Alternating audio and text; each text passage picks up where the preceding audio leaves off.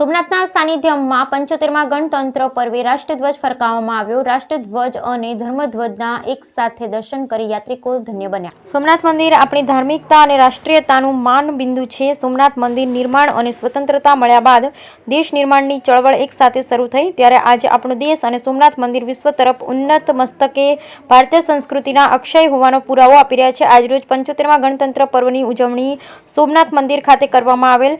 સોમનાથ પરિસરમાં general manager Vijaysinh ચાવડાના વરદ હસ્તે ધ્વજવંદન યોજાયેલ, જેમાં પોલીસ કર્મીઓ, એસઆરપી, જીઆરડી તથા ટ્રસ્ટના સલામતી સ્ટાફ, ટ્રસ્ટના અધિકારી કર્મચારી, સોમનાથના સંસ્કૃત પાઠશાળાના ઋષિકુમારો જોડાયા। ધ્વજવંદન બાદ ભારત માતા અને સરદાર વલ્લભભાઈ પટેલની પ્રતિમાને ભાવાંજલિ પુષ્પાંજલિ કરવામાં આવી।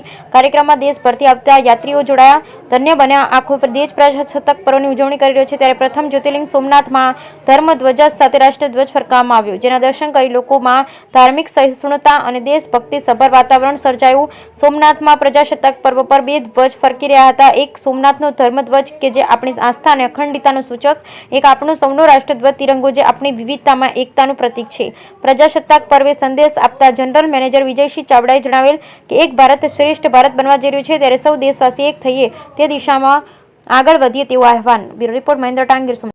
સોમનાથ તીર્થધામ ખાતે સોમનાથ ટ્રસ્ટ દ્વારા 75મા પ્રજાસત્તાક દિવસની ઉજવણી કરવામાં આવી।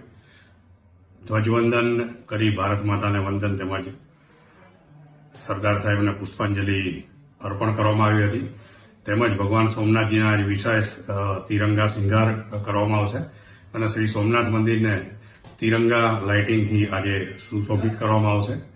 આ પ્રસંગે ધ્વજવંદનમાં મોટી સંખ્યામાં શ્રદ્ધાળુઓ પણ જોડાયા હતા।